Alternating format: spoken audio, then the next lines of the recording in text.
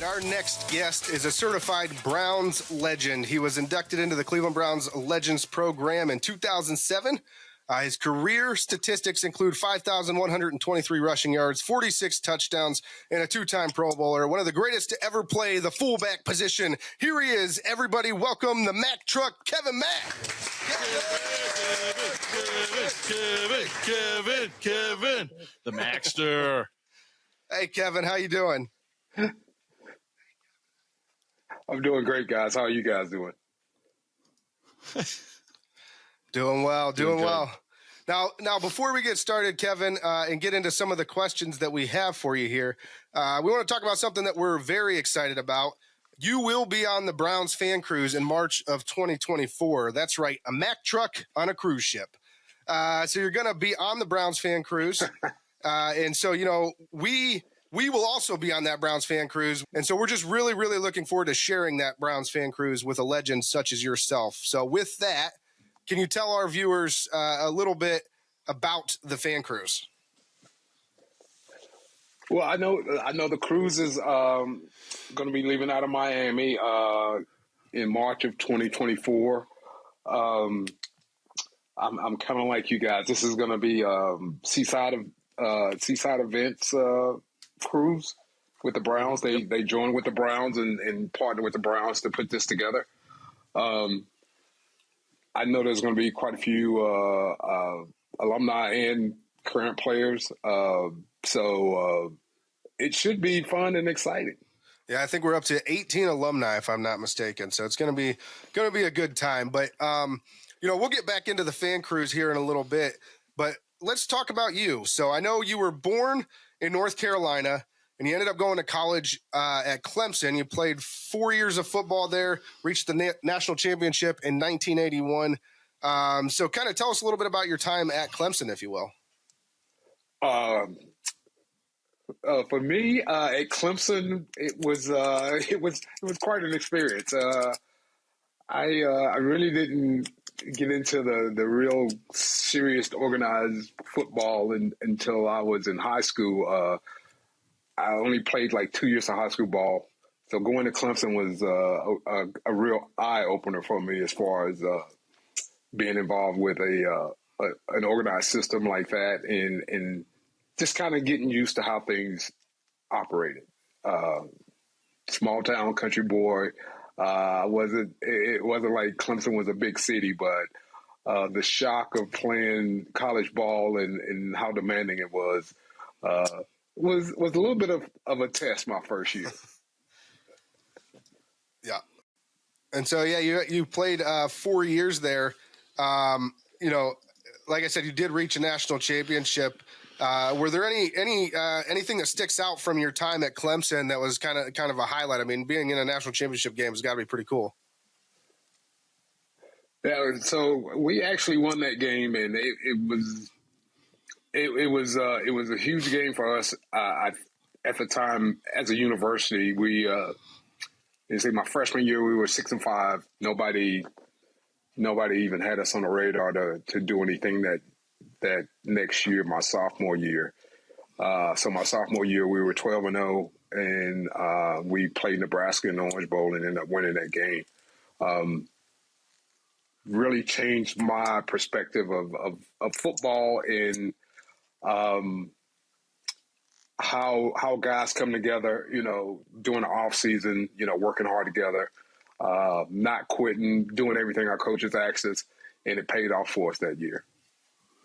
Yeah, that's awesome. I know. For sure. I know we've not at quite the level that you're talking about, but we played high school football together, and we were historically bad up until our senior year, and everybody kind of came together. We came one game shy of winning this conference, but we made it to the playoffs for the first time in school history, and so just that camaraderie that you're talking about, that coming together was fantastic. Yeah. Now, Kevin, it sounds like you said you got a little bit of a late start to organized sports, but obviously a great athlete, went to Clemson. That was a little bit of a culture shock for you. When was it during your time at Clemson that you really felt like, it's every boy's dream to kind of grow up and play professional sports, but like when was that really a reality for you that you thought, I'm not only good enough, but I can make it and play in the league? Well, that was, it probably didn't happen until I got to Cleveland, really. And as you guys mentioned before, I played in the USFL. And I think one of the main reasons I went to the USFL is because I wasn't really sure of my abilities to play at the NFL level. And I just thought it was a great opportunity for me to get some more experience. And if I did have a shot to play in the NFL, then I'd be a little bit better prepared. Yeah, for sure. And that you were drafted by the Washington Federals in 1984, right out of college. I know that you were basically immediately traded to the Los Angeles Express and played that 1984 season in LA. How was that one season in the USFL? It was cool. It was, I was on a team with a great bunch of guys. Steve Young was on my team. Nice. Guy, kick returner, who was also a running back named Mel Gray. There was a handful of those guys on that team. There's probably about 7 or 8 guys off of that team that ended up transitioning from the USFL to the NFL. And also one of the guys who I played against while I was here in Cleveland, Dwight Drain, the safety from Buffalo. He was a teammate. So there's a few guys that I had on that team that ended up being, opponents once I got into the NFL. Nice. So was that when you got to the NFL from the USFL? Was that culture shock again, or was it very much the same as like the way things were run? Just thinking about your training camp and practices and things. Was it a whole lot different when you got to the NFL? Not a lot, not a whole lot, but I must say it was more demanding once I got here to Cleveland. Marty Schottenheimer was the coach. I basically walked in not knowing what I was doing, really. I knew I could play running back. I just had to prove it. Believe it or not, I was still growing, so I hadn't reached my full weight yet. That I ended up playing at about 230 here. So it was, still a filling out process, and as I filled in and grew as a person and a player, there's some minor adjustments there that I had to get used to. Yeah, and that was in that 1984. It was actually the supplemental draft, wasn't it, that you came over to Cleveland? Right. Yes. Yep. So I know you played for Cleveland. Go ahead. Yeah, I would say so. That turned out to be a pretty good year for us. I think Ernie Accorsi, who was the GM at the time, had negotiated a deal. Bernie Kosar came in at the same time. I think Gerald came in at the same time. So there was a group of guys that came in to Cleveland in '84, as rookies or transplants from another league that really, made an impression on the team. A special group of guys for sure. Yeah. And I know you played for the Browns from 85 to 93. So tell us a little bit about your time with the team.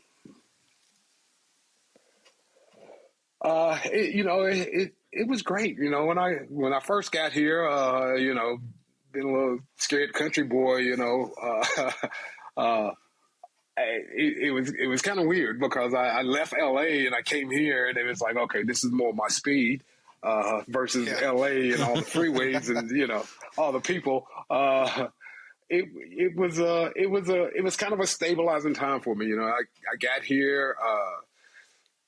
Everybody kind of knows the story of me and Ernest, and me and him kind of connected right away. So we did a lot of stuff in the off season together. Which really helped me out, having somebody on the team that really wanted me to succeed, wanted to help me succeed, and help me learn the ways of the NFL and what I needed to really do to be successful.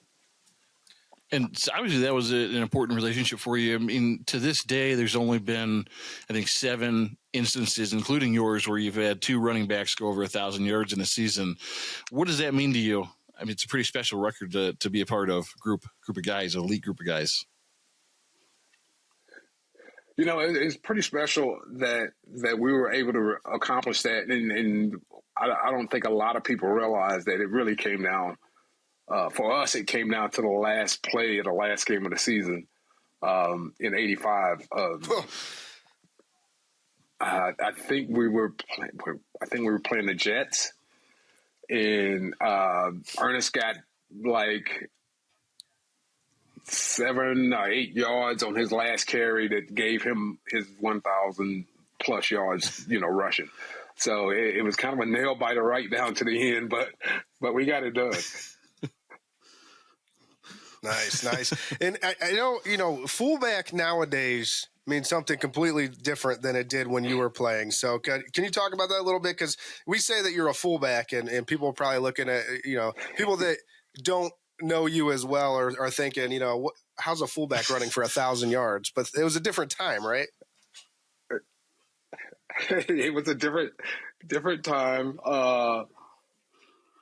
It was different, and I've had people comment to me. It's like, well, you're a running back, but they list you as a fullback, and I'm like, yeah, I was a fullback. I played fullback. And they don't get it. It's like, okay, and it's kind of funny because I remind people. I have to remind some people. It's like, do you guys realize that Jim Brown was also listed as a fullback when he was here playing? And a lot of people don't. They don't recall it, or they don't remember. They just think of him as a running back. I was a little resentful at first when they said, "Oh, you're going to be a fullback," and I'm like, "Dang, man, I want to be a tailback." Let me get back there in the back and have somebody in front of me blocking. But once I learned the system and learned what all the fullback position entailed, it was like, okay, I'm fine with this. I can do this. Yeah, let's go with it. The only regrets I had that first year was that I was pretty light. I was only about 215 then when I played my rookie year. That's a little tough being a fullback at 215.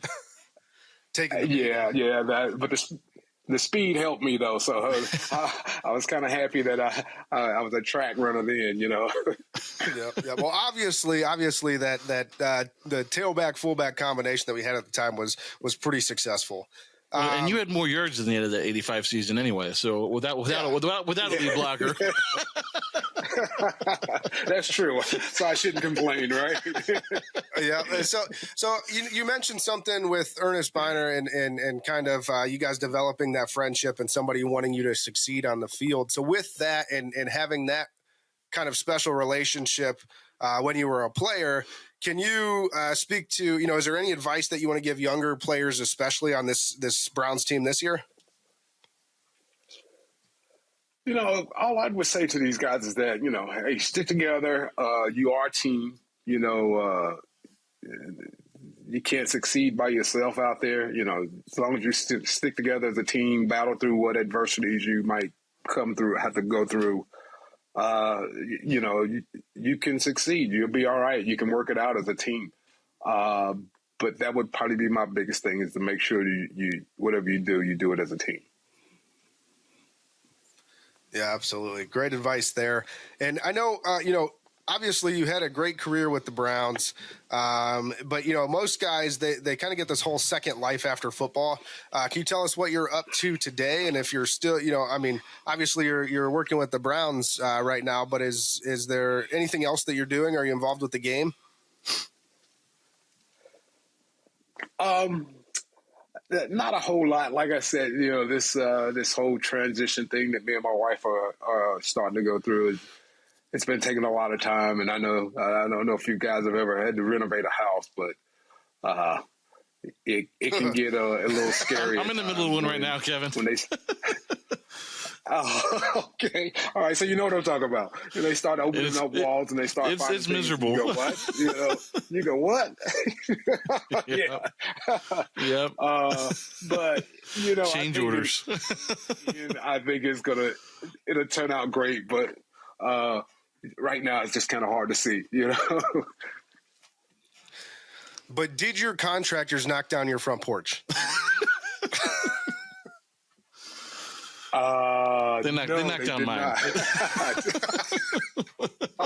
Oh my God! We'll insert that video in the. Don't tell me that's. Don't tell me that was the one thing you wanted to keep too, right? It was supposed to stay, and that was day one. They knocked the whole thing off my house, so that was great. Oh gosh! So, can you tell us a little bit about what you've done? With. Sorry, go ahead. No, I was going to say, at least you still got. I mean, it's kind of tough for me right now because, like I say, I was in Houston about 3 weeks ago, and I have no roof. There's no walls. It's like there's none. It's like, okay, guys, just put the roof on my house and I'll be happy right now. It's just kind of crazy. Like, what if it rains? That was my big question too. I'm like, if it rains, are any of my boards going to warp? Is this wood going to hold its place? And they were like, yeah, it's fine. But, it was 110, so I don't know why I was worried about the rain. It would dry up immediately. It hit the ground and evaporate. So can you tell us a little bit about, the role that you've had with the Browns over the last several years? Yeah,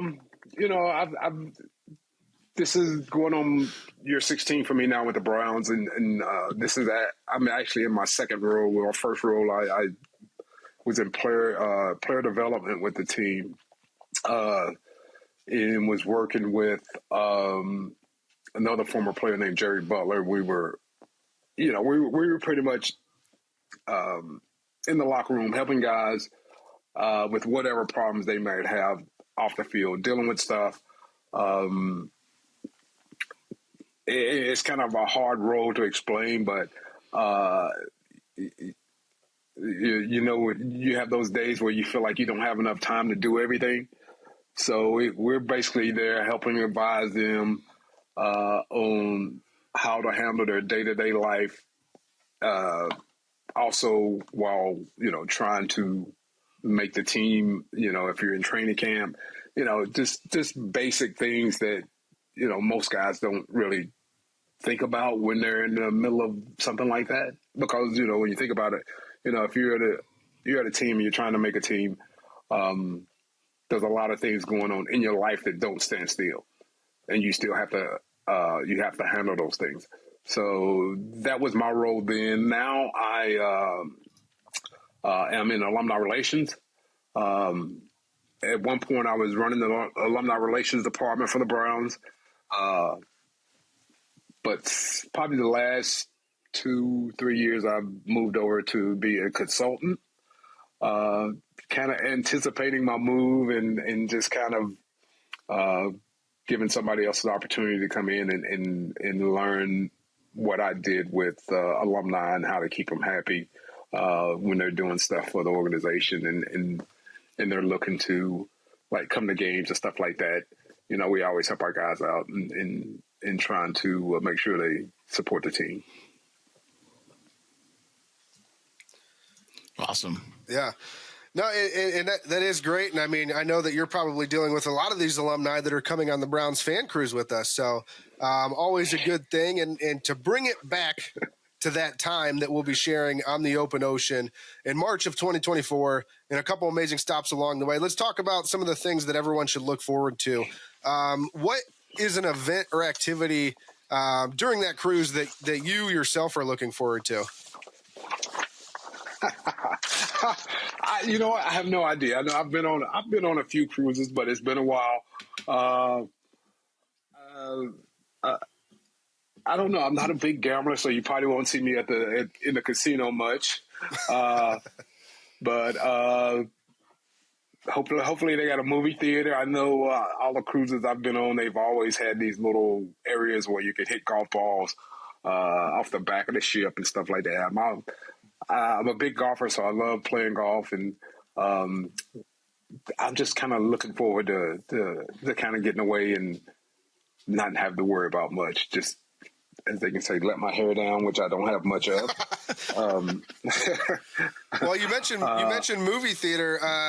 So does that mean you're a movie buff? Or what's your favorite movie? No, my wife is more of a movie buff than I am.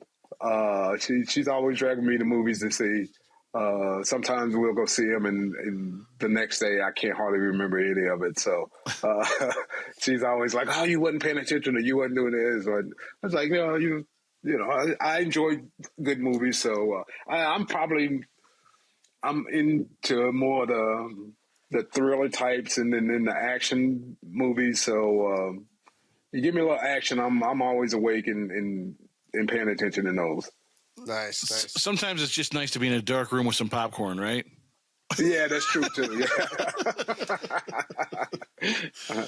No, that's great, and I know that the fans will be able to kind of mingle with the alumni as well. There's not going to be any red ropes or anything like that. So is that something? I mean, I know typically you're going to events and there's this don't cross this line, whatever the case may be, but you're actually going to be able to get up close, and the fans are going to be able to get up close and personal with you guys and talk and actually have conversations with you. So I'm sure that's going to be a little bit different as well. Are you looking forward to that?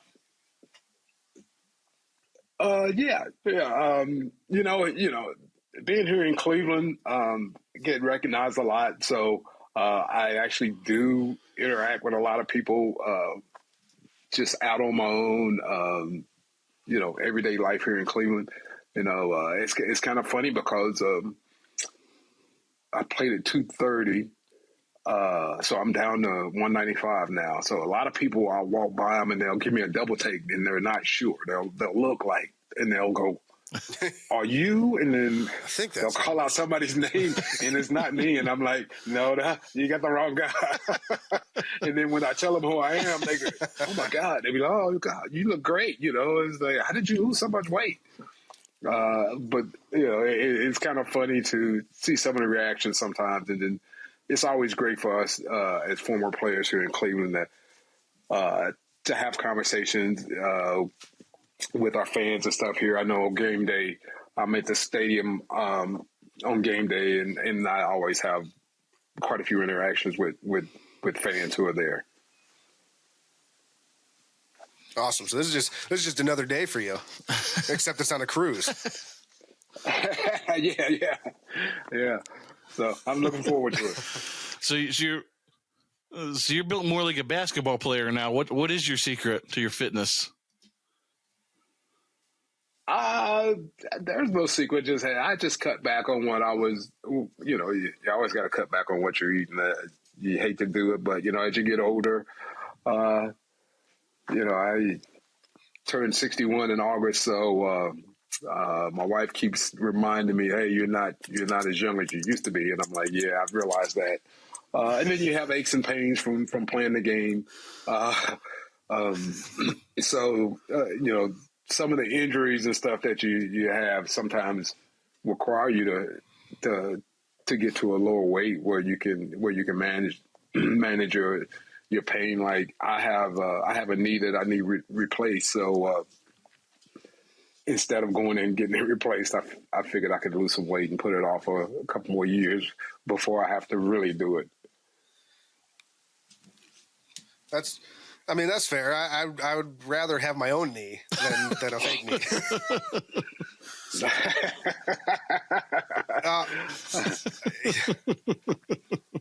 No, but I do know. So with the Browns fan cruise, I do know that there is a Browns backers organization competition out there for the fan cruise. Some of the winnings that go to the chapter with the most bookings is the chapter with the most bookings will get an all expenses paid balcony cabin for two on the Browns fan cruise. The chapter with the highest members to bookings ratio also gets an all expenses paid ocean view cabin for two. All members of the winning chapter will receive a specialty dining pass for two guests, and all members of the winning chapter will receive a Browns fan cruise commemorative Cleveland Browns autographed football. So do you have anything you want to say to Browns backers across the nation and honestly the world, because we know they're everywhere, specifically? Yeah, I think those guys are great. I think about the amount of Browns backers that were around when I played. We had quite a few but I think it's exploded over the years. Since I've been back with the team, in my first role, I did traveling on game day with the team, whether it was especially on away games. Me and the other guy, we would alternate away games and travel. So in traveling with the team, I just noticed that the crowds at the away games got bigger and bigger. And I'm not talking about, the home team. I'm talking about Browns backers folks. And through the years, I've had more and more Browns backers reach out, contact me to do events. One right near my hometown in Charlotte. I was there about 3 years ago or so. I think it was right before the pandemic when we played the Panthers down there. So they actually had brought me in, had me as a guest there, and I thought it was just mind-boggling that there was a Browns backers organization in Charlotte, and it was a huge crowd too. I just know over the years, with all the away games that those away visits, the crowds for the Browns are bigger and bigger each year, and that's a great thing. Yeah, for sure. The Browns backers really do some good work. I know even besides cheering on the Browns in our opponents' home cities, they do a lot of charity work. They do a lot of community service. So, they're doing really good things across the nation and, again, across the world. I know I just went to Ireland. There's a Browns backers organization in Dublin. So they're literally everywhere. But yeah, so I mean, good luck to those guys. Hopefully, there's lots of bookings from them because there's a lot of Browns backers that I would like to talk to on the ship. Are you close to wrapping? Because I got a couple questions. Yeah. Real quick. So, obviously the fact that you played in the backfield for the Cleveland Browns for a long time and have been involved in the alumni side of things. I just didn't know, given that this year we lost the great Jim Brown, if you had any special memory or just words to say about just any, your relationship with him or just anything special that you might want to bring up here. Oh, Jim was he was a great friend. It's interesting that you say that because when I came back to the Browns in 2007, me and Jim had offices beside each other. So it was kind of funny at times because I guess he found out I played golf. And Jim he's a big golf fan. He loves to play golf. I think any and every time he came to Cleveland, he wanted to play golf. So at one point during our I think it was course. No, I could have been training. I think it was training camp. One year he came in almost every day to ask me to go play golf. And I'm like, Jim, I'm getting fired trying to go out and play golf with you every day. I was like, you're cool, you're safe.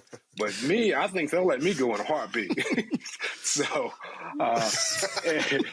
it was something that me and him kind of laughed about all the time. I was like, you know what, Jim, I'm not trying to get fired just so I can go out and play golf. So we might have to orchestrate it. We have to pull this together in a different way. Where I could take some time off and go play with you. So, but he would always come by. He's like, "Hey, big guy, what you doing? Let's go hit some." And I'm like, I'm shaking my head. He knows what I'm going to say. He knows I'm going to say yes. I mean, who's going to say no to Jim Brown, right? Oh, so we had a lot of fun together out on the golf course together. But I can't remember how old he would have been then, but he was still off the golf tee. He was still hitting the ball straight and right down the middle. I couldn't believe it. Wow, That's awesome.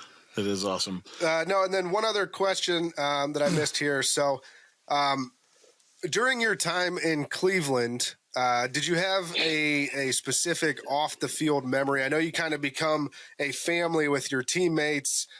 You kind of learn to call Cleveland home, even if you're from a different area. So was there a special memory off the field from your time in Cleveland that you remember most? Yeah, I do. It's like when I got here, it's like a lot of guys, there was quite a few guys who already knew each other. They were good friends, and they do stuff with their families, and they were always doing stuff together. So, even though I grew up down south, I wasn't a big guy for going out on the water and stuff in boats. So, one of our teammates, Eddie Johnson, the linebacker, I don't know if you guys remember him, but he had invited me and about 3 or 4 other guys out to go fishing out on Lake Erie. And I'm thinking, okay, this is cool. Yeah, it's like if he's inviting this many guys, it's got to be a big boat. So it was a nice sized boat we were on. We were out Lake Erie fishing. It's early in the morning, kind of cloudy. The boat starts moving up and down, up and down. The captain of the boat offered us coffee. So they had put milk in the coffee. And we're on this boat. I'm sitting there drinking coffee, and about 45 minutes later, I'm sick as a dog. I'm hanging over the edge of the boat. Everything I ate and drank is coming out. And these guys they're just rolling. They're laughing at me. and I'm like, hey, can we go back? And they're like, no. You got about 5 more hours. And I'm like, oh my gosh, I'm going to die out here. It was just like one of the most awful, sick feelings you could have. But there's nothing you can do about it. And once I got it out of my system, I was fine. But those guys, they told that story for a long time, about me getting sick on the boat. It's like, okay, all right, I got to find something to get back at you guys with. So it's Eddie Johnson. Was it one of those things? Just one of them. Yeah, go ahead. Go ahead. Yeah, I'm gonna say it was Ernest, Reggie Langhorne, Eddie Johnson. I think Stephen Braggs was on the boat. It was a nightmare for me, but they loved it. All they could do was laugh. Yeah, and so it sounds like it's one of those things. Like every chance they got, like, hey, remember when Mack threw up on the boat? Right. Yeah. So fun times. Still, little stuff like that you run into with you have with your teammates that kind of bring you a little closer together. Also, leave you with a little bit of, okay, I got to pay these guys back too. Yeah. Yep. Awesome. No, great story. Appreciate the candid look back there. I know we're running up against time here. We really appreciate all the time you spent with us, but I did want to get just your thoughts on this year's Browns team in the season and any expectations you have for this year. Well, I try to hold down the expectations, but I think they have a good team. I think they have a good team, and I don't want to jump off the cliff and say they're going to be the next Super Bowl champs, but I think they're going to surprise a lot of people this year. I don't think people are really expecting them to do that well. I know we're hoping Deshaun recovers some of his skills and his the way he played, in Houston. Everybody wants to see that come to Cleveland. But when you consider he's been out for quite a while, it's more of a exercise in patience. He's going to have to be patient with it. But I think it's going to come, and I think it's when he gets right and he starts playing the way he can, I think our offense is going to explode. And I'm very, very pleased to see how the additions to the defensive has really shored up our defense quite a bit. I think we're going to surprise a lot of people this year. They're not going to expect the guys to play the way that they're going to, and I think they're going to be lights out. Awesome. Nice. Yeah. I mean, like you said, there have been improvements on both sides of the ball. So it's an exciting time. We're looking forward to the rest of the season, and hopefully you're right, and they are going to shock the world, and do something really big here. Kenny picked him to go like, I don't know, 6-11 or something like that. We'll see what happens. He's the old pessimistic Browns fan. I think there'll be I've just been burned too many times, you know. Well, I know what you mean. It's just, you know, when you think about it, it's a different game. They approach the game differently these days. You know, when I played, we came to training camp, we beat each other to death. So by the time we got to the regular season, we knew we were ready to play because we were practicing 100% against each other in training camp. These guys, they do it a little differently. They kind of ease their way into it. They don't want to get anybody injured or lose anybody during training camp or preseason. So they don't have as many snaps in preseason as we used to have. So that kind of slows their progress at the beginning of the season. And I think that's, you know, it's just my opinion. That's what you see, you know, from different teams around the league. It just depends on how they're playing, how they're practicing doing training camp, and how much effort they're really putting into it to simulate 100%, you know, on the field. So it usually takes guys, you know, a game or two to get caught up. But once they do get caught up, you know, then they start rolling.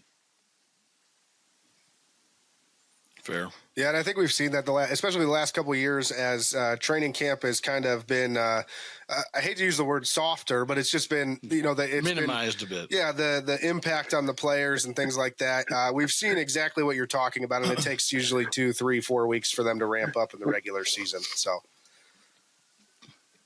yeah. Kevin, I got one more rapid fire for you. Okay. You in your prime or Nick Chubb, who wins?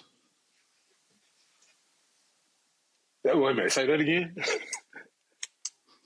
I said, you or Nick Chubb in your prime, who wins?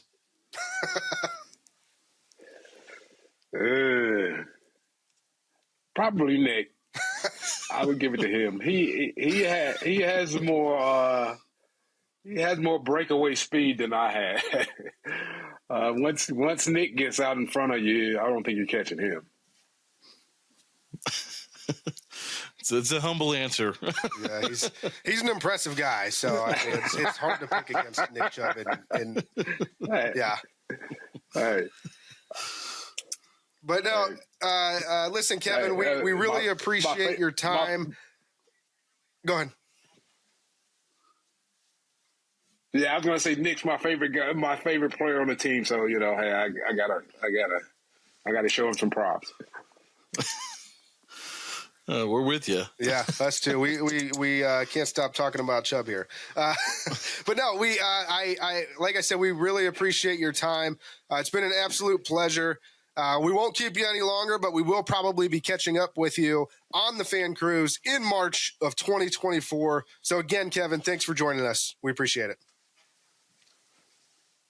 All right, guys. Thank you for having me. Good time talking with Kevin Mack, huh? Kevin Mack. That's my dude. Kevin.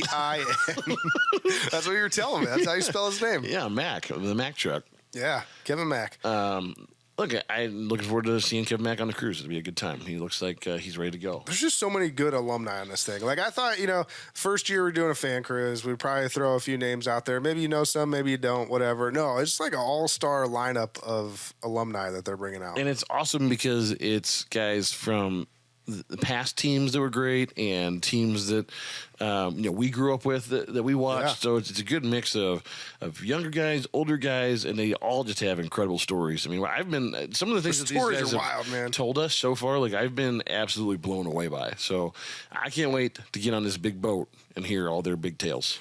Browns fans, celebrate your favorite team aboard Royal Caribbean's Independence of the Seas. You'll set sail March 11th through March 16th, 2024. You'll be joined by dozens of Browns alumni, chomps, and hundreds of other Browns fans as we embark on a 5-day cruise visiting both the Bahamas and Jamaica. Your all-inclusive vacation is waiting. Spots are limited, and registration is now open at brownsfancruise.com.